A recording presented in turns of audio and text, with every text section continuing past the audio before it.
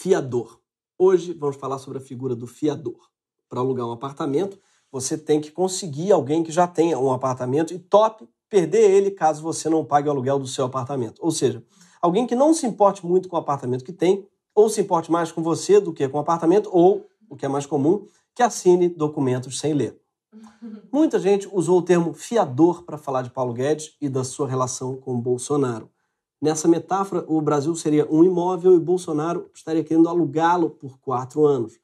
Só que 1 ano antes da eleição, ninguém queria ser o fiador dele. Afinal, ele é o pior tipo de inquilino. O sujeito falta toda hora no trabalho, tem uma renda duvidosa e sua mulher é cheia de depósitos suspeitos. Em 2017, o Bolsonaro aparecia nas pesquisas com metade das intenções de voto do Lula. E foi aí que Paulo Guedes entrou em ação. Guedes, ele é economista, ele foi um dos fundadores do banco BTG Pactual, em 2009. E ele fez seu nome no mercado financeiro e até 2018 ele era CEO da Bozano Investimentos, uma empresa investigada por fraude sediada no Rio de Janeiro. Naquela época, ele escrevia colunas para a revista Exame, para o jornal O Globo, além de dar umas palestras com piadinhas crípticas, geralmente envolvendo asiáticos. Uma coisa é fazer uma bolha de imóveis no Japão, né? Onde nasce um japonês, o outro cai dentro d'água. A outra coisa, por falta de espaço. E hoje, quando nasce um chinês, você coloca uma geladeira nas costas, ainda com 2, 3 meses, você coloca uma geladeira nas costas e joga no Oceano Pacífico, ele vai vender isso em algum lugar. Eu dizia sempre o seguinte, o Japão é uma terra sem recursos naturais, pequenininha, quando nasce um japonês, o outro cai dentro d'água, porque é dimensão geográfica estreita. Asiático sendo jogado no mar. Que obsessão estranha, cara. É a fantasia mais estranha que eu já vi na minha vida. Mas ele, pelo jeito, não é o único. Sim, talvez tenha sido até essa obsessão que atraiu ele a Bolsonaro. Sim, nosso capitão também tinha uma obsessão esquisita com o japonês. Tudo pequenininho aí? E olha que estudava numa comunidade que tinha japoneses, que é uma raça que tem vergonha na cara. Alguém já viu japonês pedindo esmola por aí? Eu nunca vi. Eu nunca vi um japonês pedir esmola. É uma raça que tem vergonha na cara. Sim, é assim que ele vê o japonês, uma raça que tem vergonha na cara e peru pequeno. Será que ele acha que existe uma correlação entre as duas coisas?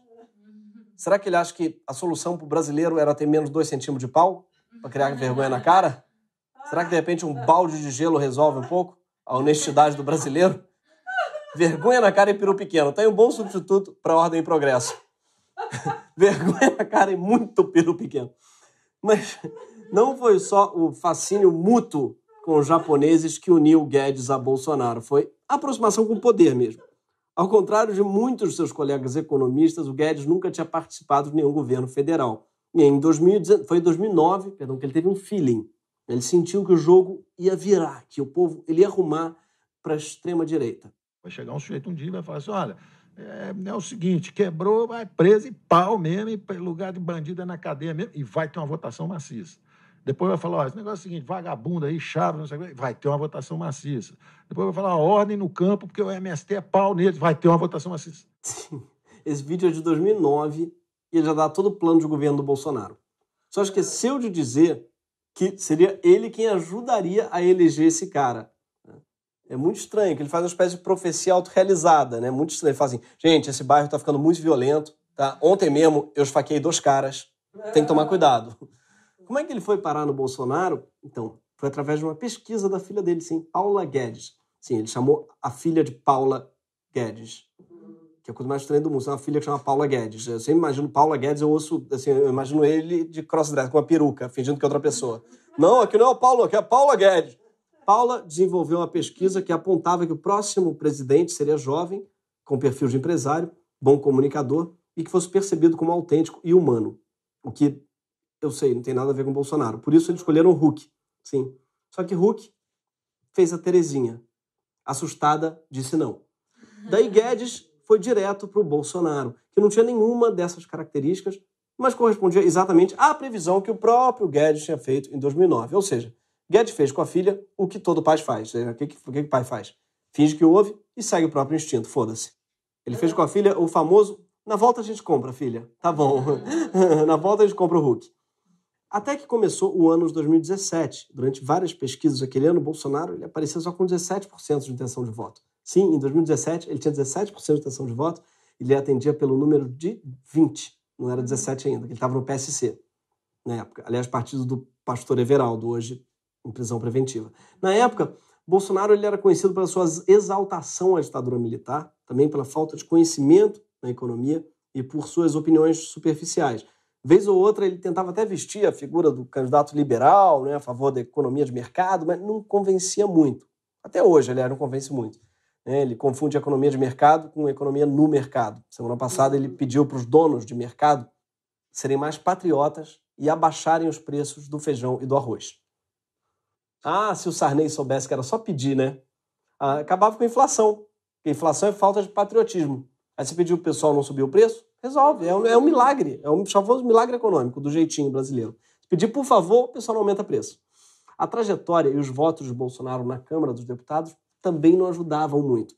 Desde o seu primeiro mandato, até aquele momento, ele tinha votado a favor do monopólio estatal do petróleo, das telecomunicações, contra o teto salarial para servidores públicos, contra várias privatizações e contra todas as propostas de reforma da Previdência.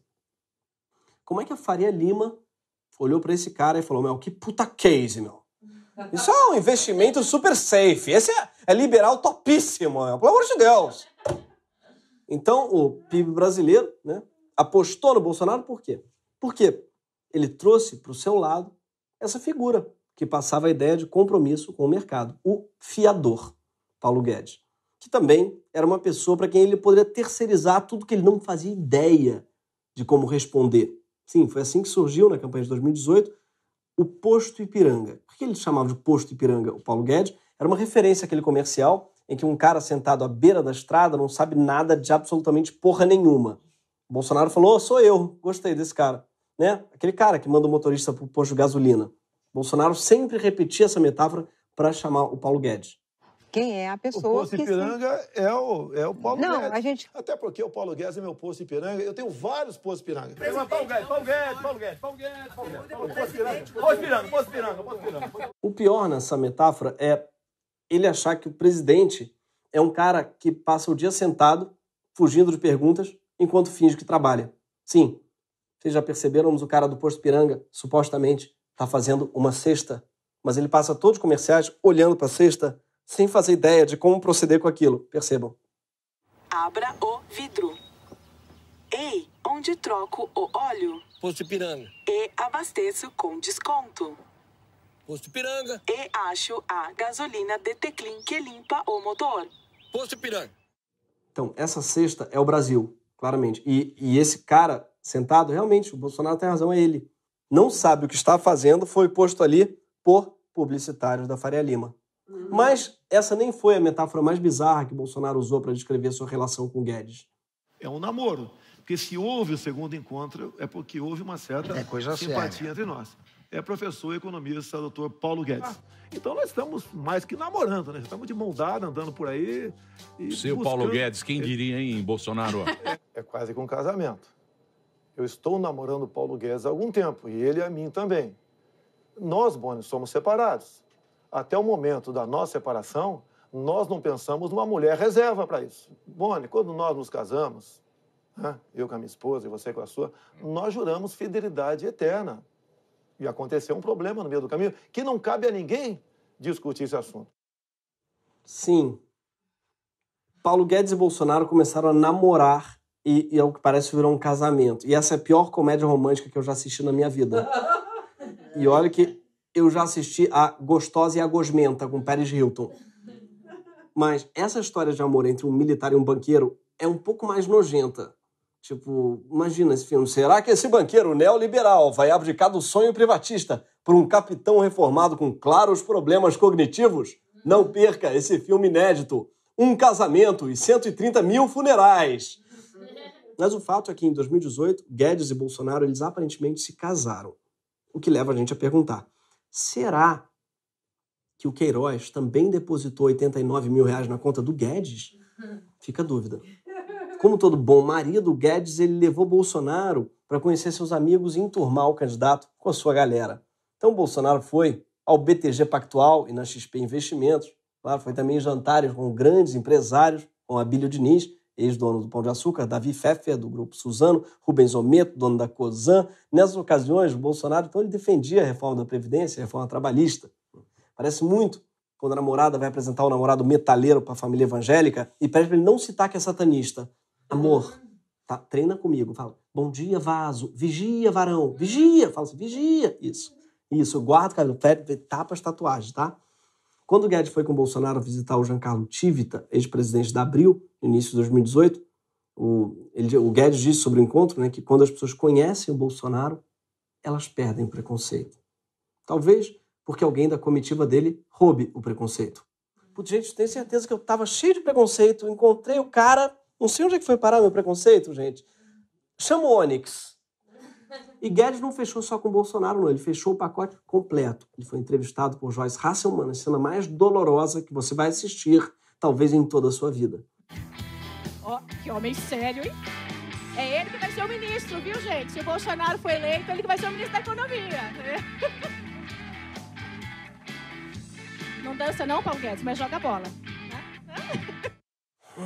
Nesse momento, parece que a alma do Guedes deixou o corpo ali e nunca mais voltou.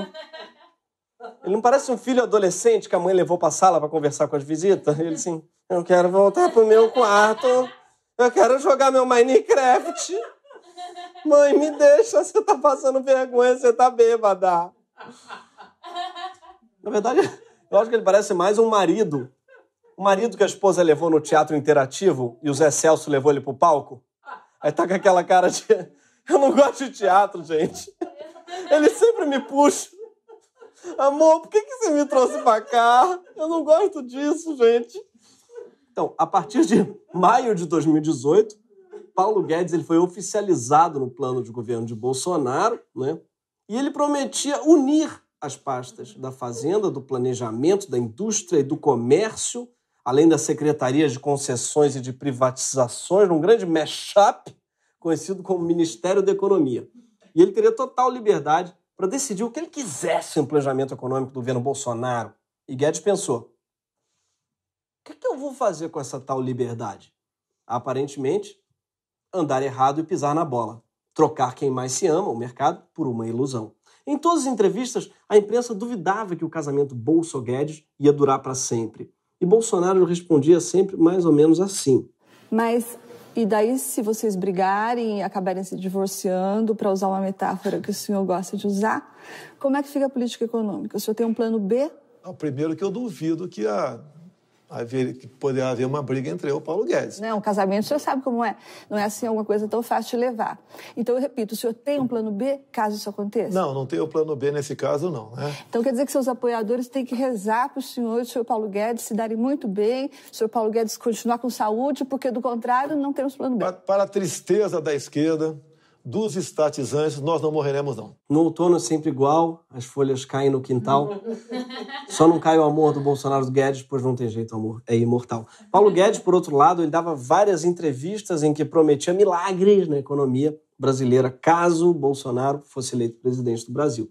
Ele dizia que com um ano de governo, ele ia zerar o déficit público. Também disse que ele ia gerar 2 trilhões de reais, ou seja, uns 30% do PIB, privatizando todas as nossas estatais e que a reforma da Previdência ia economizar 1 trilhão de reais para o país. Parece muito conta de criança, né? Eu vou ganhar mais de 1 trilhão! Mais de 1 trilhão de dinheiros! Eu tenho 1 trilhão, eu sou trilionário! Digo, é o Dr. Evil brasileiro. 1 trillion reais. Estranhamente, muita gente do mercado olhou e acreditou. Falou, uau, trilhão é muito dinheiro. Passou a fazer campanha para o Bolsonaro. Um dos maiores gestores de fundo de investimento disse numa entrevista que muito empresário queria votar nele, mas tinha receio ou vergonha. E que Paulo Guedes deu a desculpa que o pessoal precisava. Sim. Tipo aquela galera que diz que vê Big Brother pelo viés sociológico. Sabe? Eu leio Playboy mais pela entrevista. Já numa matéria sobre os empresários da Faria Lima, um dos entrevistados disse que não era bolsonarista, não. Não gosta desse rótulo. Ele falou, sou Paulo Guedista. Sim, amigo, você é Paulo Guedista, mas você votou no paraquedista. Quando perguntado sobre o discurso autoritário do chefe, o Guedes se irritava e dizia frases como essa daqui. Todo mundo aí já trabalhou pro Aécio, ladrão, maconheiro. Trabalhou pro Temer, ladrão. Trabalhou pro Sarney, ladrão, mau caráter, que aparelhou o Brasil inteiro. Aí chega um sujeito completamente tosco, bruto, e consegue voto, como Lula conseguiu. Ah, mas ele xinga isso, xinga aquilo. Amansa o cara. Calma aí, desculpa. Eu parei no Aécio maconheiro. Ô, Paulo Guedes, na verdade, não é maconheiro. O Aécio tem fama de outra coisa. De ser cheio de processo arquivado. É isso. Não confunde as coisas. Parece que que cheira maconha. Não, são coisas, pelo amor de Deus. Tá bom? Agora eu acho engraçado que ele chamou o Aécio, o Temer, o Sarney de ladrão. Achei que ele ia fazer o contraponto, chamar o Bolsonaro de honesto, mas não, ele diz que é tosco e bruto. Parece que nem da honestidade do Bolsonaro ele quis ser fiador. Na verdade. Foi mais ou menos assim que o liberal trabalhou para eleger o deputado militarista e autoritário. Mas nada disso é novo na história do mundo. Não. Porque, na verdade, quando a gente olha para a ascensão de muitas figuras autoritárias, a gente percebe que quase sempre tem um liberal a reboque, tentando tornar os caras mais palatáveis. Ou seja, atrás de todo fascista tem uma figura oculta, que é um liberal, o que é algo muito importante. Um fiador crucial na história recente foi o alemão Franz von Papen. Von Papen era um político aristocrata bastante influente na Alemanha durante os anos 30. Naquela época, o país vivia uma crise econômica e social enorme, além de um descrédito na velha política e um medo de ideias de esquerda. Foi nessa época que surgiu o Partido Nazista, um grupo de extrema-direita que combinava ultranacionalismo com doses de racismo, homofobia e militarismo. Não acredito que você está comparando com o nazismo. Não tô. Você é quem está fazendo essa ponte na sua cabeça. Sei lá por quê, não tem nada a ver, mas pelo amor de Deus. Hitler, até então, ele era visto pelas elites econômicas e políticas como um sujeito perverso, despreparado. Por mais que ele tivesse bastante apoio popular, ele ainda não conseguia alcançar a maioria no parlamento alemão. Foi o von Papen quem aconselhou o presidente a nomear Hitler como chanceler. Ele dizia que o Hitler estava totalmente sob o seu controle e que essa aliança com os nazistas ia permitir que os conservadores passassem medidas no parlamento sem precisar negociar com a esquerda. Isso porque ele calculava que Hitler não ia ter ideia do que ele ia fazer no poder, que ele ia ser incapaz de governar sozinho, sem a experiência e a cultura política dele. O mundo sempre se fudendo por causa da autoestima do homem branco. Mas von Papen não estava sozinho. Na Itália, por exemplo, estava acontecendo um processo parecido, com crise, disputas sangrentas e medo do comunismo. Qualquer discussão terminava com vai para a União Soviética, rapá. Nas eleições de 1921, o primeiro-ministro, Giovanni Giolitti, liberal, incluiu os fascistas de Mussolini na sua coalizão. Mussolini, até então, era só um agitador antissocialista, antiliberal, bastante popular, mas sem poder político ainda. E, outra vez, o establishment deu credibilidade para um grupo autoritário, se aproveitando da sua popularidade. Então, o Partido Nacional Fascista conquistou respeitabilidade no mundo político pra caramba e as eleições abriram as portas do parlamento para 35 deputados fascistas, incluindo o próprio Mussolini, que se tornou primeiro-ministro. É engraçado porque eu ouço 35 deputados fascistas e eu olho para a política brasileira e penso, mas só 35? Gente, que sonho! Queria. Mas os deputados, os 35 deputados, eles não davam ainda a Mussolini maioria na Câmara. Para conseguir poder, ele teve que chamar um fiador liberal. Então ele nomeou o economista Alberto de Stefani à frente da economia e foi graças à popularidade e ao autoritarismo do chefe que o de Stefani conseguiu realizar privatizações, cortes de gasto, redução de impostos, enfim, todas essas medidas liberais que são difíceis de aprovar sem um governo autoritário e popular. Com isso tudo, a gente não quer dizer que Hitler e Mussolini eles eram liberais. Atenção, Mussolini mesmo tem a frase famosa que diz tudo no Estado, nada contra o Estado e nada fora do Estado. Eles eram a favor de um Estado grande, um Estadão. Talvez por isso, inclusive, o Estadão veja o Bolsonaro e pense, que escolha difícil. O que a gente está dizendo é que, sem um liberal, talvez o fascismo nunca tivesse triunfado na Alemanha e na Itália. Não fosse pelos liberais, talvez hoje Mussolini e Hitler não passassem de uma ideia ruim que não vingou. Tipo o bis de limão. E o Deltan Dallagnol. E o todinho napolitano. Gente, que ideia, 3 sabores diferentes dentro do mesmo líquido. Como é que napolitano é líquido? Pelo amor de Deus, não é que vocês estavam com a cabeça e fizeram isso, pelo amor de Deus. Respeita. Mas pelo menos von Papen e de Stefani, o que eles fizeram? Eles embarcaram em um governo que eram referendados pelo voto, pelo menos no início. Aqui, na América Latina, os fiadores liberais eles não foram tão afeitos à vontade popular. Eles se associaram e ajudaram a manter de pé governos que eram ditatoriais desde o início. A legitimação do nosso golpe militar de 64, por exemplo, ele passou muito pela figura do economista liberal Roberto Campos, ministro do Planejamento do Castelo Branco. Ele tinha a ideia de que queria aderir ao governo militar e a fazer as reformas econômicas que ele queria e depois ia devolver o Brasil para os civis. Mais uma vez, o famoso, na volta a gente compra, tá, gente? Prometo, a democracia. Já no Chile, o ditador Augusto Pinochet também tinha os fiadores dele. Eram os chamados Chicago Boys, um grupo de economistas formados na Universidade de Chicago, com o nome de Boy Band, que queria implementar o liberalismo no país. Eles tinham altos cargos no governo e ocupavam a primeira linha dos ministérios. Um desses economistas, inclusive, convidou o próprio Paulo Guedes para ir dar aula numa universidade que era controlada por um general. E Paulo Guedes aceitou, julgando que a proposta era, aspas, irrecusável. Tão irrecusável quanto dançar com a Joyce Hasselman, né, Paulo Guedes? Sobre esse período, Guedes diz que sabia zero do regime político, que ele tinha conhecimento de que havia uma ditadura, mas que isso era, aspas, irrelevante do ponto de vista intelectual. Mas é que é por isso que ele se identificou com a ditadura. Para considerar uma ditadura irrelevante do ponto de vista intelectual, a pessoa precisa ser muito irrelevante do ponto de vista intelectual. O regime, inclusive, só se tornou relevante para ele no dia que ele chegou em casa e seu apartamento tinha sido revistado pela polícia secreta chilena. Então, aí só ele desistiu do cargo e voltou para o Brasil. Paulo Guedes percebeu que o ponto de vista intelectual dele, embora irrelevante, estava na reta. Ele ficou como? Ele ficou com o ponto de vista intelectual na mão. Né? Ou seja, Paulo Guedes não foi o primeiro liberal da história a achar que um líder autoritário poderia ser o cavalo de Troia perfeito para o projeto dele chegar no poder. Um poder com que Guedes sempre sonhou, mas nunca teve, porque ele era constantemente deixado de lado. Só que, na verdade, foi ele quem serviu de cavalo de Troia para o autoritarismo bolsonarista sair vitorioso. E precisa ser meio burro para não ter percebido que isso fatalmente ia acontecer. Ou seja, talvez ele tenha sido um jumento de Troia. Isso porque Bolsonaro fez o que todo autoritário faz quando chega no poder. Ele começou uma cruzada contra inimigos reais e imaginários, desancando prefeitos e governadores, colocando na mão deles a culpa pelas mortes do coronavírus, insuflando o discurso antipolítica e contra o sistema. E assim ele vai intensificando seu autoritarismo e concentrando mais capital político, voltando cada dia mais às suas origens e se comportando como um inquilino que não vai querer sair desse imóvel tão cedo. Já começou a tacar fogo no jardim, ameaçou quebrar o teto. Não que o teto fosse bom, era um teto escroto. Gesso rebaixado, luz de croica, mas não dá para ser quebrando assim, gente. O casamento de Guedes com Bolsonaro, ele parece estar agora fragilizado e que seu grupo de apoiadores já começou uma debandada do governo. Guedes não conseguiu cumprir com praticamente nenhuma das suas propostas de campanha. Isso apesar dele ser um economista que, como ele mesmo diz, leu os textos do John Maynard Keynes 3 vezes no original. Talvez porque não tenha entendido nenhuma das duas primeiras. Ano passado, o crescimento ficou abaixo dos anos do governo Temer, tanto que foi apelidado de Pibinho. A reforma tributária foi fatiada, a administrativa que viria em 2019 foi adiada para o ano que vem.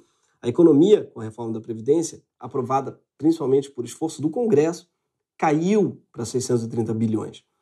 O déficit em 2019 foi bem acima de zero, foi mais de 95 bilhões. Guedes também não fez nenhuma das privatizações que prometeu e, por insistência do presidente, criou uma nova estatal, sim, a Nave Brasil, responsável pelo controle do espaço aéreo. Um relatório recente de acompanhamento fiscal concluiu que, do modo como as coisas vão, o Brasil não deve sair do negativo antes de 2023. Sim, o governo nem acabou e já deixou uma herança maldita. Isso que é vanguarda, gente, pelo amor de Deus. Agora, talvez para salvar o casamento, Guedes parece cada dia mais disposto a embarcar de cabeça no projeto bolsonarista. Tipo, há pouco tempo atrás, quando ele ameaçou a esquerda com um novo AI-5, caso o Lula continuasse chamando o povo para a rua. E também já disse que Olavo de Carvalho era o líder da Revolução Liberal no Brasil. Guedes, ele podia ter saído do governo. Quando o Moro saiu, por exemplo, ninguém ia achar estranho, né? Ele ia ser, digamos assim, exonerado da fiança. Mas ele preferiu ficar. Nesse momento, Guedes parece cada vez menos com um fiador e mais com um ministro acovardado, apegado ao cargo. Ele ainda tentou criar um medo em relação à sua possível saída, dizendo que se fosse demitido, o dólar ia para R$7. E no início da pandemia, quando perguntado se o dólar chegaria a R$5, ele disse que só se ele fizesse muita besteira. O que eu estou dizendo é o seguinte, é um câmbio que flutua. Se você fizer muita besteira, ele pode ir para esse nível. Se você fizer muita coisa certa, ele pode descer. Ou seja, acho que você fez besteira pra caramba, hein, amigo? Se fizer besteira, chega a 5, tá? Mas aí, se ele for demitido porque fez muita besteira, aí chega a 7. Ou seja, não tem como ganhar no governo Bolsonaro. É uma lógica muito perversa. E a verdade é que, nesse momento, pouco importa se o Paulo Guedes fica no governo ou se ele vai embora. Porque hoje, o ultraliberal já é um ex-superministro. E é claro que ainda tem um risco enorme do Brasil vender barato algumas de suas estatais, esmagar tudo que é funcionário público, manter os impostos baixos para zilionários e transformar muitos direitos em vouchers. Mas se parte do projeto paulo-guedista acontecer, está claro que não vai ser pelas mãos do Paulo Guedes. Vai ser pelos acordos entre o novo alto escalão de Bolsonaro e um congresso fisiológico, como sempre. O Paulo Guedes já é um superministro decorativo, que ainda mantém a pose de rainha da Inglaterra, mas manda menos que o rei da pamonha. Tudo indica que ele vai ter o mesmo destino do Von Papen e da fila de economistas liberais que foram fiadores de autoritários ao longo da história. Ele vai sair do governo, vai ganhar algum cargo também decorativo. Von Papen virou embaixador na Turquia, o de Stephanie virou professor. Eles ficaram irrelevantes, porém também impunes. E vamos falar sério. A essa altura, o Guedes sair do governo é quase um prêmio para ele. Daqui a pouco ele vai estar por aí dando palestra, fazendo day trade, escrevendo para jornal, fazendo piada com chinês, com japonês, com tailandês, vai saber, dizendo que para o Brasil decolar tem que privatizar o controle do espaço aéreo, que ele mesmo estatizou. Guedes, querido, você pode até ter casado com o Bolsonaro. Divórcio é um negócio que acontece. Agora, ainda mais na quarentena, quanto casal está separando, a gente sabe. O problema é que você fez outro contato com o Brasil. Não foi um contrato de matrimônio. Você assinou como fiador do presidente. E fiador, meu amigo, fiador não pode simplesmente sair andando, não. Sua promessa é literalmente dívida. Por exemplo, Guedes, como é que fica aquele trilhão que você prometeu? Já que você não conseguiu levantar esse dinheiro, a gente vai ter que executar essa duplicata. Vamos ter que ir atrás de você para cobrar. E se você não tiver, a gente vai ter que ir atrás dos seus fiadores. Porque você também tem gente que deu garantia em seu nome. Os bancos, fundos de investimento, os bilionários que prometeram que você é quem ia tirar o Brasil do buraco. Eles têm imóveis sobrando. Acho que dá trilhão isso daí. Você foi fiador de $1 baixo, lembra? Nem tão baixo assim, mas menos de R$5, com certeza. Já viu quanto é que está custando? A gente sabe que você deve ter muito dólar na tua conta, Guedes. Inclusive, você já ganhou muito dólar operando no câmbio, desde o governo Collor. Então, você sabe que um jeito bom de baixar o preço do dólar é jogar muito no mercado, né? Joga muitos dólares aí, que tal? Se a gente pegasse os seus dólares para ajudar a pátria. Fiança, meu amigo, é fiança. Outra coisa importante, você prometeu que as estatais não seriam mais balcões de negócio, que não seriam mais aparelhadas. Nem isso você entregou, meu amigo. Aliás, parece que piorou muito. Porque não são só os cargos estatais que estão sendo entregues ao Centrão e aos militares, mas o Bolsonaro também está aparelhando o Judiciário, Polícia, Ministério da Justiça, está perseguindo opositores em ano eleitoral. Ele está ameaçando algo que você, Paulo Guedes, tinha garantido que ficaria intacto nesse imóvel chamado Brasil, que é a democracia. E essa é uma dívida que é impossível de você pagar. Mas ela não é a única, e talvez não seja nem a pior, porque esse governo ele não está sendo só um governo autoritário que está quebrando o país e não está cumprindo nenhuma das suas promessas. Ele é também o governo que está entregando a pior política de combate à Covid do mundo, o que atrapalha muito também a nossa recuperação econômica. Aliás, tanto que países europeus como a Alemanha já estão vendo uma retomada de crescimento, e nós não. Mas é pior, porque nossa política desastrosa já gerou milhares de mortes desnecessárias. Foi sob a sua fiança que o Brasil chegou em 130 mil vítimas de Covid, Guedes. Você mesmo disse que as pessoas não deveriam fazer distanciamento social, que elas não deveriam ficar em casa, senão a economia iria colapsar, embora você mesmo tenha ficado em casa. Tenha usado máscara nas coletivas, meia também, isso não importa. Você disse que, como cidadão, você queria ficar em casa, mas como economista, achava que a produção não podia parar. Em outras palavras, você se resguardou, mas jogou milhões de pessoas no caminho do Covid. E você ainda fez questão de ficar nesse governo, mesmo sabendo que o desastre era iminente. Você não fez nada para impedir esses 130 mil funerais durante o seu casamento. E aí fica mais complicado de te cobrar com seu patrimônio, com seus dólares e com a fortuna dos seus colegas. Aí você vai precisar, Guedes, de outro tipo de advogado para rescindir esse contrato. Porque certas quebras de fiança, Paulo Guedes, são inafiançáveis. 130 mil mortes não podem ser irrelevantes do ponto de vista intelectual. Esse foi o Greg News.